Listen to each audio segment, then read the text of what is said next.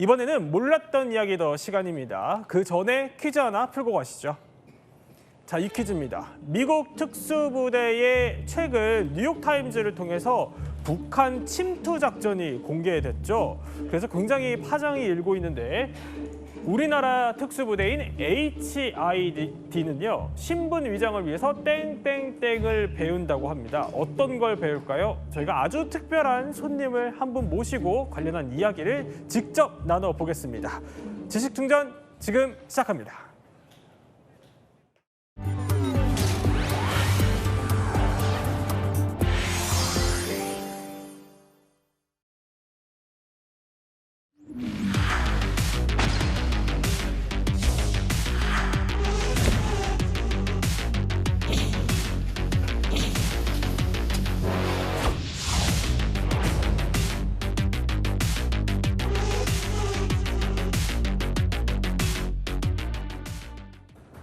최근 미국의 뉴욕타임즈가요, 깜짝 폭로를 하나 했습니다. 그러니까 지난 2019년에 트럼프 미국 대통령과 김정은 북한 국무위원장이 서로 화기애애하게 정상회담을 나누던 그 시기에 미군 최정예 특수부대가 북한으로 몰래 침투했다는 사실을 보도한 겁니다. 문성문 대통령님, 예. 굉장히 파장이 커요. 북한도 침묵을 일단 하고 있는데 예.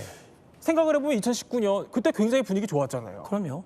2018년 6월 막 기억하실 겁니다.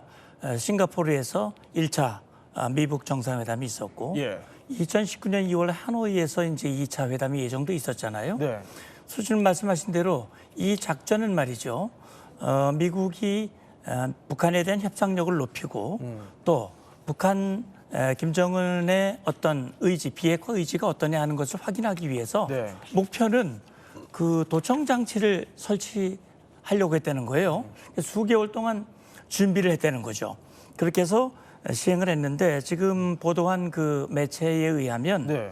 트럼프 일기 행정부 인사들, 뭐 직업 전현직 군인들 20여 명을 인터뷰해서 극비로 남은 그런 김정은 도청 작전이다, 이런 보도를 하고 있습니다. 아니 사실 그런데 이게 북한에 침투한다는 것 자체가 아무리 미국이라고 해도 좀 상상은 잘 안 되거든요.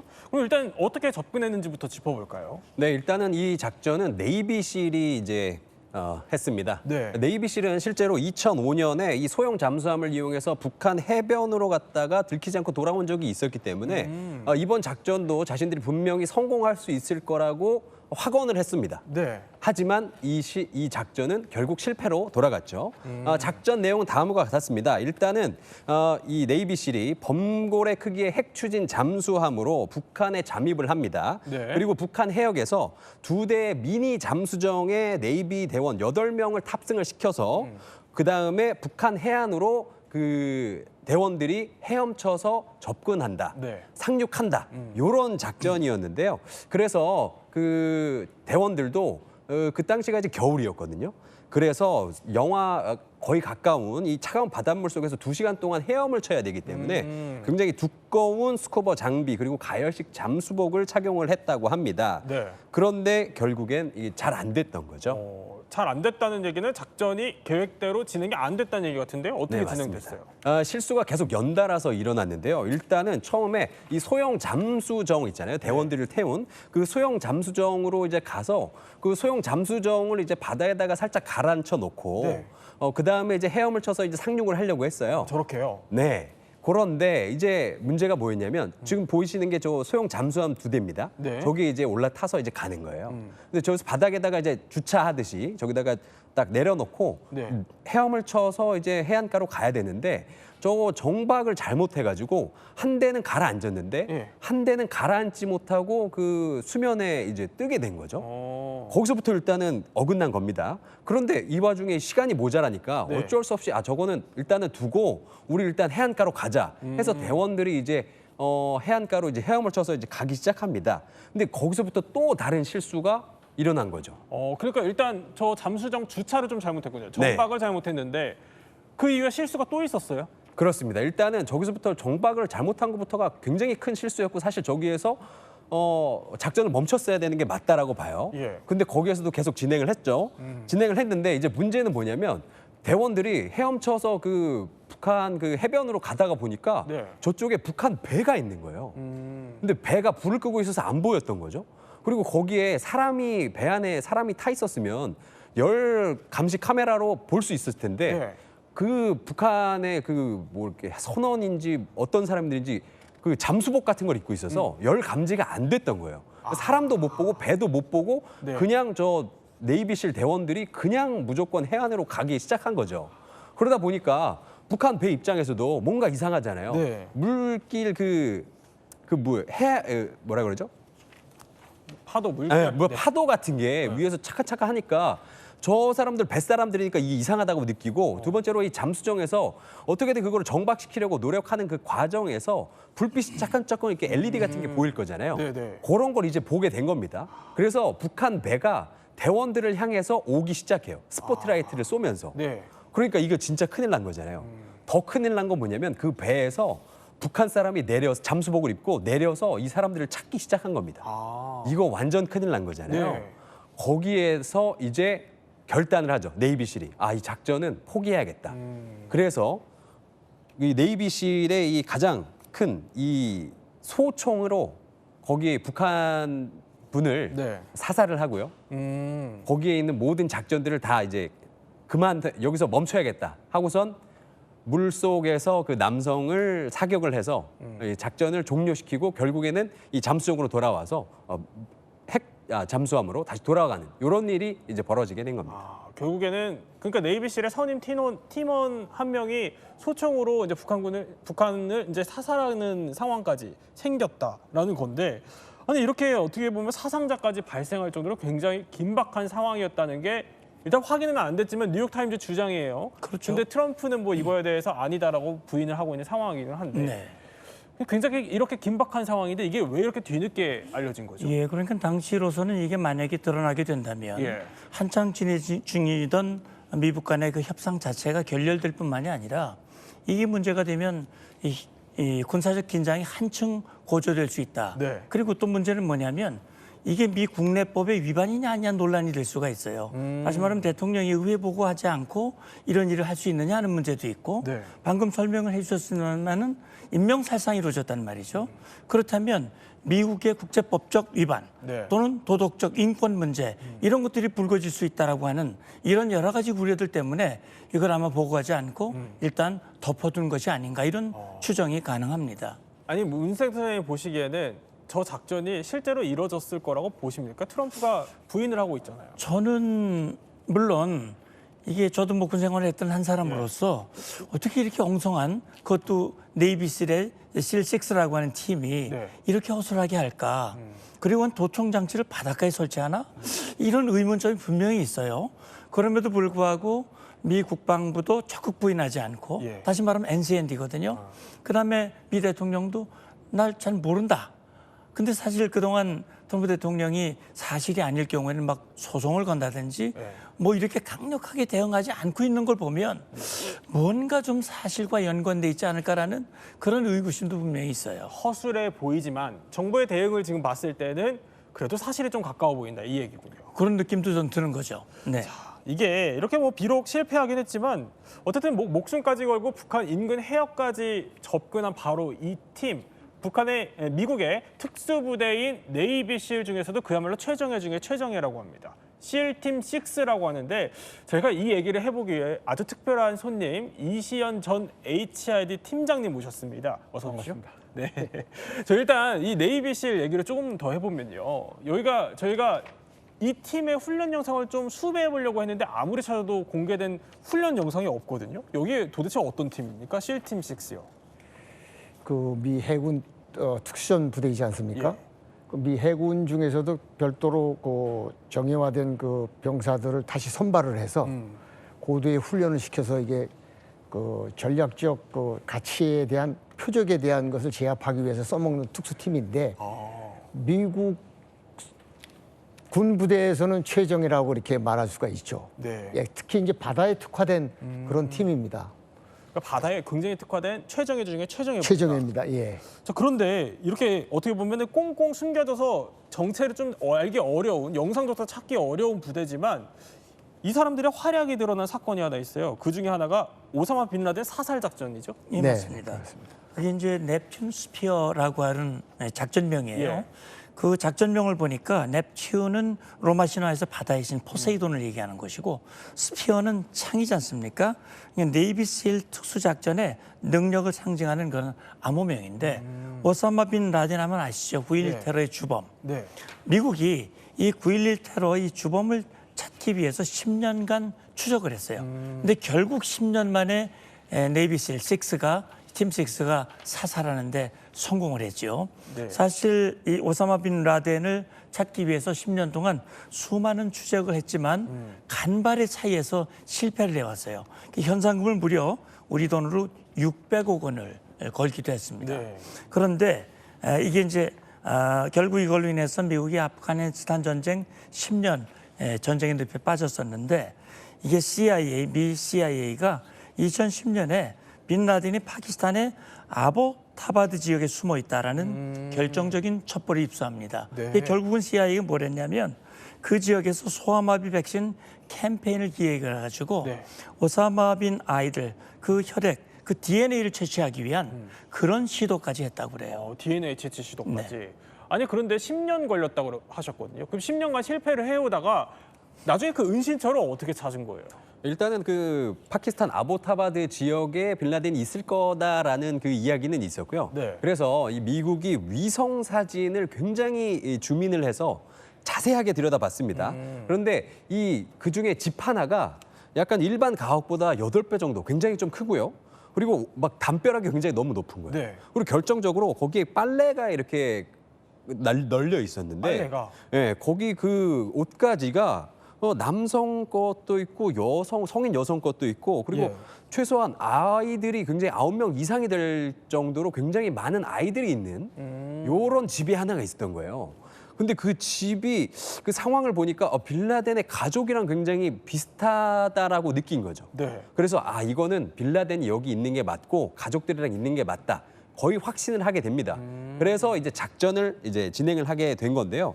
그래서 이 블랙호크 다운이라는 그 영화 있잖아요. 네. 그 영화에서처럼 이 블랙호크 헬기 2대를 일단 띄웁니다. 근데 그 중에 한 대는 격축에서 떨어지고요. 그럼에도 불구하고 작전을 계속 이어나갔죠. 그래서 결국엔 이 집에 들어가서 빠르게 수색을 해서 3층에서 빌라덴을 잡았고 네. 곧바로 사살을 하게 됐는데 사살을 하고 바로 DNA 채취를 해서 이게 빌라덴이라는 걸 확정을 했습니다. 근데 다만 만약에 이런 테러리스트들의 무덤 같은 걸 만들어주게 되면 이게 성역화될 수 있잖아요. 그렇죠. 그래서 빌라덴의 이 시체는 이 어딘가 아라비아해 어딘가에 수장을 했다라고 합니다. 당시에 이 작전을 또 수행했던 게 그 네이비실이라는 건데 자 이렇게 극비리의 어떻게 보면 최고의 성과를 거둬온 실팀 6 이 존재만큼이나 사실 우리나라 얘기로 좀 돌아와 보면 우리나라에도 북파 공작원을 길러내온 것으로 알려진 굉장히 비밀스러운 부대가 있다고 합니다. 지금부터 그 이야기를 나눠볼 그게 바로 육군 첩보부대 HID. 우리 이시연 팀장님이 나오셨던 그 부대를 얘기를 해보려고 하는 거죠. 일단 그러면 이 HID가 이용주 평론가. 아니 90년대까지만 해도 사람들이 이거 존재조차 몰랐다면서요. 그렇죠. 아는 사람이 진짜 굉장히 극소수였던 것 같고 비밀리에 붙여졌던 이 부대인데요. 어떤 부대냐면은 이 과거 북파 공작 그리고 특수 작전을 수행했던 육군 첩보 부대입니다. 그래서 처음에는 이제 HID로 불리다가 나중에는 AIU라고 이제 불리게 됩니다. 그리고 70년대 와서는 육군 정보사령부로 통합이 되었고요. 지금에는 국군 정보사령부로 발전해서 한국군의 현대적인 정보 작전의 뿌리를 좀 맡고 있습니다. 그래서 이분들이 하셨던 일들을 보면은 뭐 네. 폭파, 탈출, 사살, 납치 뭐 이런 굉장히 좀 무서운 이런 임무를 굉장히 수행을 많이 하셨던 것 같고요. 네. 그리고 또 이 굉장히 극비리에 있었기 때문에 팀 간에도 정보를 공유하지 않아서 누가 팀원인지도 잘 모르고 네. 정말로 아는 사람 중에 아는 사람만 아는 굉장히 비밀리에 있었던 육군 첩보부대라고 볼 수 있습니다. 아는 사람은 정말 극소수였다. 아는 사람 중에 아는 사람이 손에 꼽힐 만하다는 건데 이 팀장님은 그러면 HID에서 얼마나 좀 근무하셨습니까? 제가 초급 장교 시절에 거기에서 약 한 20개월 이상을 근무를 했었고요. 네. 그 뒤로는 그런 휴미트 파트 그쪽으로 쭉 해서 한 30여 년간 근무했습니다. 30년간. 그럼 어떻게 선발되신 거예요? 제가 그 대위 계급장을 이제 진급을 하게 되면은 네. 그 OAC라고 고등군사교육반이라고 당시 광주에 상무대에 있었습니다. 그걸로 교육을 무조건 가야 되는데 네. 거기 그 당시 저희 같은 기수가 한 200명 정도 들어갑니다. 전국에 있는 대위급들이. 거기서 이제 3명이 선발돼서 당시 정보사령부로 가게 됐습니다. 아니 그러면 선발 과정, 훈련 과정 이건 굉장히 독특할 것 같아요. 선발 과정은 어떻게 이루어져요? 선발은 이제 장교들이지만 다시 신원조회도 하고 예. 그다음에 신체 건강한가, 사상, 평소에 근무 자세, 네. 이 사람이 특기가 뭐가 있는가 이런 것들을 다 보고선 종합적으로 보고 마지막 면담을 합니다. 그 면담할 때 저는 안 간다 그랬는데 어떻게 명령을 내버렸더라고요. 근데 안 간다고 하시는데 어떻게 가시겠는가요? 저는 아마 어학 특기가 좀 있었는데 당시만 해도 이제 정보병과가 창설되면서 막 이렇게 어학에 대한 소요가 있었던 것 같아요. 그래서 선발이 된 것 같습니다. 근데 우리 당시에 예. 열세 수리공 같은 사람들도 뽑았. 그건 이제 대원들 모집할 때 네. 특기자들을 또 뽑거든요. 뭐 예를 들어서 태권도 유단자, 고단자라든가 합기도 고단자라든가 아니면 특이하게 뭐 열세 수리공, 문 따는 데 선수니까 이런 사람들 선발해가지고 그 당시에는 아날로그 방식들이니까 그런 사람들을 이용해서 해건수를 하고 이렇게 활용을 했습니다. 그렇군요. 아니 HID가 본격적으로 이제 수면 위로 올라오게 된 그 계기 중에 하나가 우리에게는 어떻게 보면 아직도 충격적인 사건으로 남은 아웅산 테러 사건이거든요. 예. 이게 당시에 그 HID가 어마어마한 또 작전을 준비를 했었다면서요. 그러니까 아웅산 테러 작전은 우리 전두환 당시 대통령을 시해하기 위한 폭탄 테러 사건이거든요. 그러니까 우리도 김일성 암살 작전이라고 하는 특수한 작전을 좀 준비했던 것이죠. 맞불로. 맞불 정전을. 근데 이제 참고적으로 1983년 아웅산 이 테러 사건은 아웅산 그러면 당시는 버마라고 불렀거든요. 네. 지금 미얀마로 이름을 바꿨습니다만 아웅산은 버마의 국가 영웅입니다. 그래서 그 나라를 방문하면 그 묘지를 가서 이제 참배하는 그런 수순이 있는데 전두환 대통령이 그곳을 가도록 일정이 잡혀 있었죠. 네. 그런데 지금 북한에 말이죠. 인민군 정찰국 산하의 특수 8군단 소속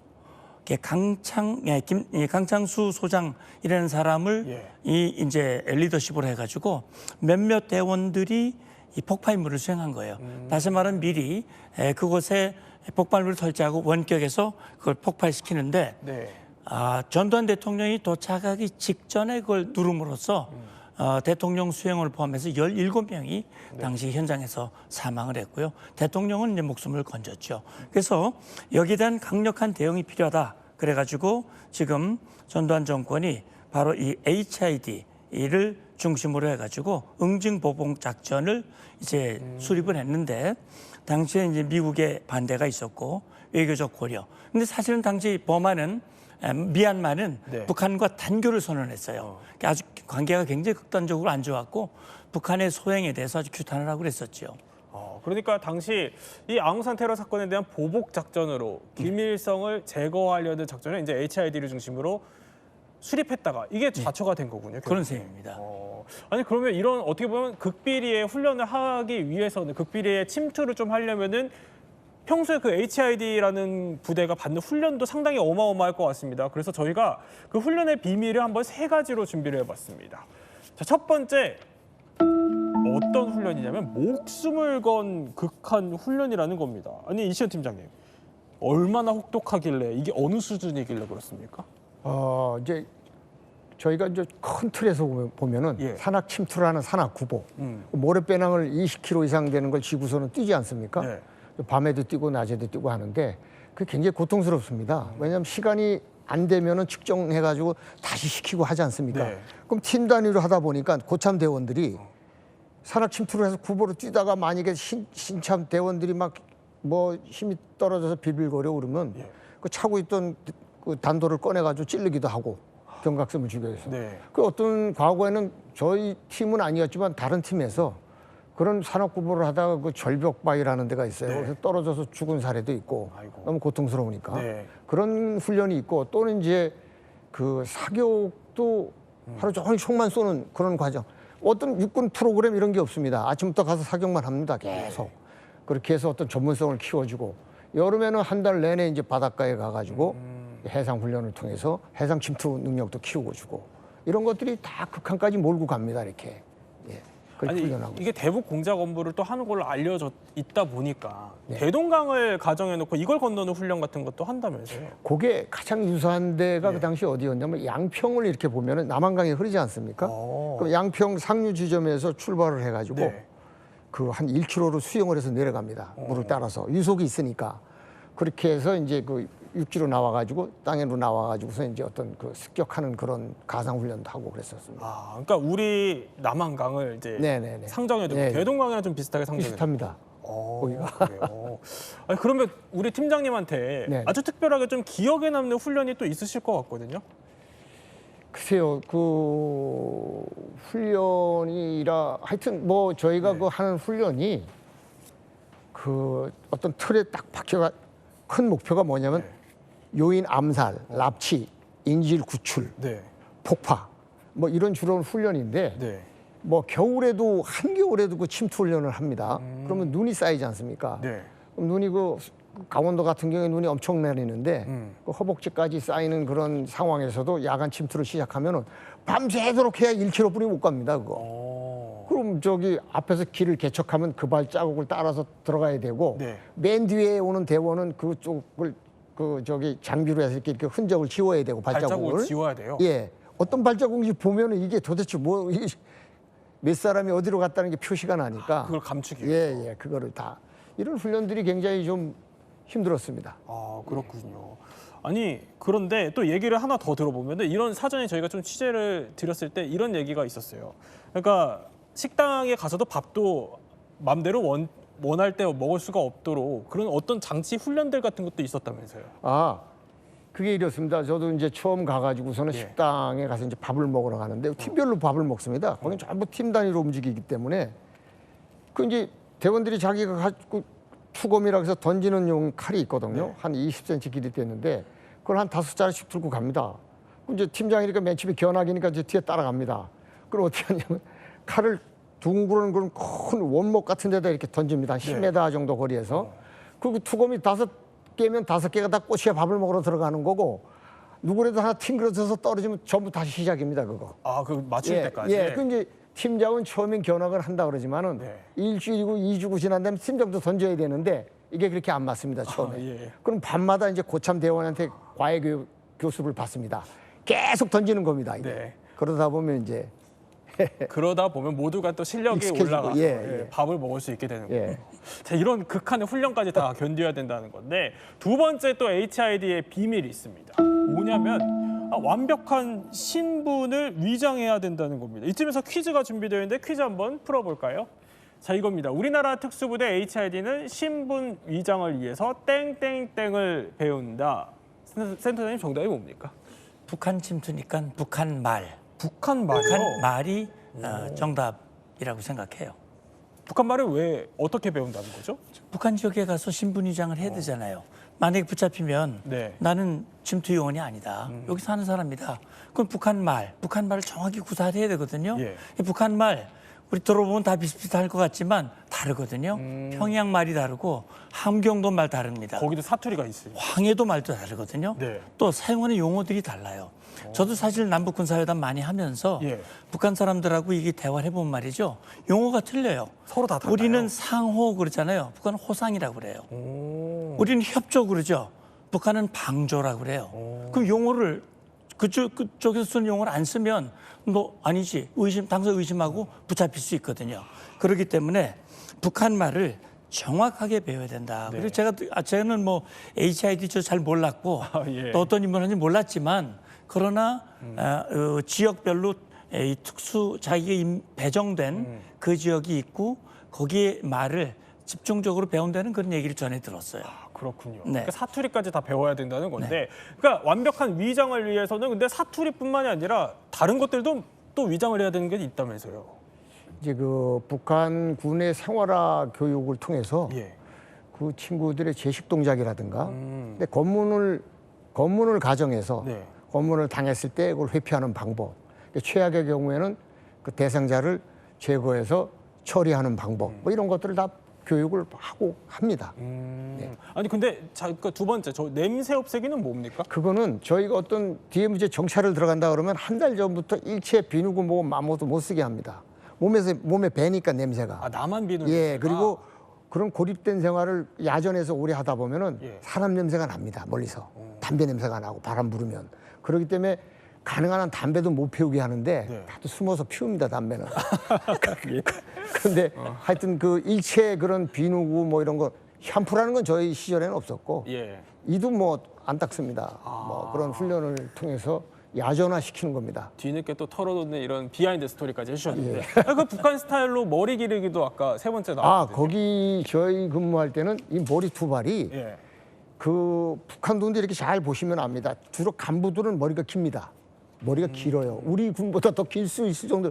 그 다음에 아니면 하급 병사들은 머리가 빡빡 소위 말해서 저 짧은 머리로 깎지만은 네. 어느 정도 이렇게 중간 간부 이상이 되면 머리가 길어요. 그래서 저희는 보통 머리를 그렇게 기릅니다. 예. 아니 그러면 이게 비밀 부대니까 뭐 저렇게 이제 작전을 위해서 하는 거 말고 원래 평소에든지 신분을 좀 위장하셔야 됐을 것 같은데 어떤 식으로 위장? 그 대외적으로는 저희가 이제 그 일반 회사처럼 호칭을 합니다. 뭐 과장이니 부장이니 전무니 사장님이니 뭐 이렇게 하는데 네. 이제 내부에서 그 팀 단위로니까 압니다. 팀장님 같은 경우에 이제 과장이라고 호칭을 하죠. 그러니까 밖에서 혹시 누굴 뭐 이렇게 얘기를 하더라도 우리 과장님이 우리 전무님이 이렇게 해서 군인인 신분을 위장을 하는 거죠. 아니 그래서 저희가 이시안 팀장님이 과거 군인 시절이셨을 때 사진들이 좀 몇 장을 저희가 준비를 했는데 그 어려운 네. 사진, 그 사진을 일체 못 찍게 합니다 저희가. 아 그렇군요. 예, 예. 사진도 못 찍어요 아예. 아예 그건 카메라 소지가 금지돼 있습니다. 예, 예. 저 사진은 뭔가요? 저희 대원들 이제 비무장지대 침투 훈련 할 때 실제적으로 AK 소총하고 그 당시 그 우리 훈련복입니다. 아무것도 무표식이지 않습니까? 네. 아무것도 이제 예 무표식이고. 저 사진은 뭔가요? 요거는 이제 야전에 은거지 구축을 해가지고 예. 땅을 파고 들어가서 이제 그 가을인데 저기 들어가 가지고 혹시 뭐 이제 뭐 주변 정찰하는 그런. 예.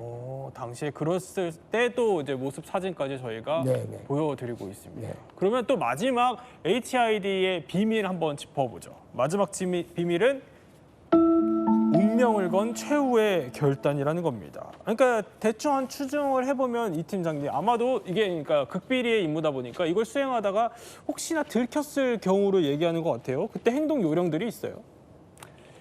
예, 민간인은 최대한 우회하라가 기본 저희도 그 교전 우리가 만약에 임무 수행 수칙에 들어가 있습니다. 네. 민간인은 최대한 우회하고 민가도 우회해야 되는데 불가피하게 맞닥뜨릴 수가 있지 않습니까? 네. 민간인이든 군인이든 간에 그러면은 이렇게 떠보다가 우리의 정체가 노출된다 싶으면은 그걸 저희는 표적이라 그러는데 네. 표적을 제거해서 제압한다 그러죠.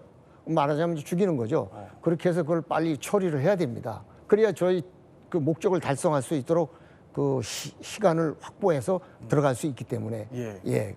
그렇습니다. 그때 이제 발각시 행동 지침 같은 게 있다고 해요. 그래서 저희가 한번 준비를 해봤는데 예. 흔적을 남기지 말 것, 회피하고 말씀하셨던 것처럼 은신처로 이동하고 위장 대화로 대응할 것, 정체가 탄로날 경우 은밀히 제압할 것. 은밀히 제압이 뭡니까? 이제 그 저희가 보통 이제 단도를 소지하고 있지 않습니까? 저희가 소지하는 단도는 일반 육군에서 소지하고 있는 대검하고는 성격이 다릅니다. 좀 보통 그 투검용 칼도 뭐 한 서너 자루씩 가지고 있고 네. 또 예리한 단도도 가지고 있는데 이걸로 급소를 찔러서 순식간에 표적을 제압을 해야죠. 그렇게 해서 처리를 합니다. 굉장히 또 극비의 훈련들 방법까지 또 이렇게 소개를 해주셨는데 그럼 실제로 이 팀장님이 네. 겪으셨던 그 활약하셨던 그런 사건들을 저희가 한번 알아보니까 극비라고는 하지만 그래도 공개해 주실 수 있는 게 아니 모가디슈 그 영화에 나왔던 모가디슈 작전에 투입이 되셨어요. 네네. 모가디슈에 파견을 나가가지고 한 3개월 작전을 했었습니다. 당시 왜냐하면 저희 그 공병부대가 평화유지군으로 현장에 나갔었는데 예. 상당히 그 반군들이 거칠게 그 저항을 하고 전투가 벌어지다 보니까 야 우리 공병부대 그 장병들을 보호하기 위해서 현지에서 첩보 수집을 하고 이 사람들을 보호하라는 차원에서 제가 한 저까지 포함해서 4명이 나갔습니다. 그래가지고 현지에 가서 그 첩보를 수집 활동도 하고 또 여러 가지 그 하여튼 미군들하고도 합동 작전도 하고 이렇게 했었습니다. 아니 근데 현지인을 포섭하셨다면서요, 당시에? 현지인 어차피 저희가 그 사람들 생활 속으로 들어갈 수는 없기 때문에 피부색이 달라서 그 다행히 또 영국에서 유학을 마치고 온 그 통신원이 하나 있었습니다. 유학생 출신인데 영어가 되니까 저하고 이제 영어로 소통을 하면서 그 친구를 만나게 된 배경은 매일 아침마다 물을 하나씩 얻으러 오는 소년이 하나 있었습니다. 네. 한 15, 16대 소년이었는데 이 소년으로부터 자기 형이 통신원이라는 얘기를 듣고서 한번 데리고 오라 그랬습니다. 올 때마다 이제 용돈을 한 US 달러로 100불씩 줬습니다. 그러셨군요. 매일 올 때마다 매일 100불씩 주는 겁니다. 네. 그렇게 해서 그 친구를 포섭을 해서 결국은 북한 대사관 그 캐비넷까지 다 털어서 일부 필요한 자료를 습득하게 했습니다.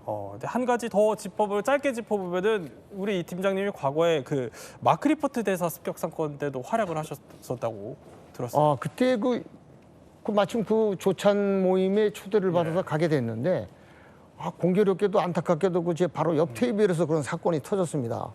순간적으로 아차 하는 순간에 그 친구 등이 보이더라고요. 근데 저도 모르게 그건 튀어나갔습니다.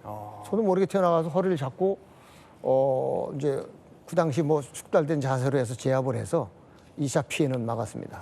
자, 우리가 이렇게 HID 대원들 얘기를 쭉 해봤습니다. 이분들의 어떻게 보면 희생 덕분에 지금의 오늘이 있다라고 해도 과언이 아닐 것 같은데, 그럼 이제 이 팀장님께 짧게 여쭤보면 이렇게 국가를 위해 희생한 만큼 지금은 잘 돌려받고 계신다 이렇게 느끼십니까? 지금 불행하게도 지금 그 당시 같이 근무했던 전우들을 지금도 만나지만 거의가 다 환자입니다.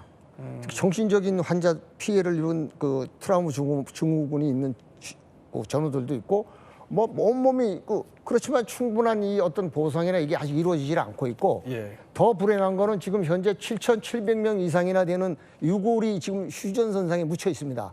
그분들의 유골을 발굴해서 가족의 품으로 돌아보내는 것이 우리의 임무 아닌가 저는 이렇게 생각하고 있습니다. 네, 세 분과 함께 미국의 북한 침투 작전 그리고 HID 부대에 대해서 몰랐던 이야기 살펴봤습니다. 저희는 60초 후에 뵙겠습니다.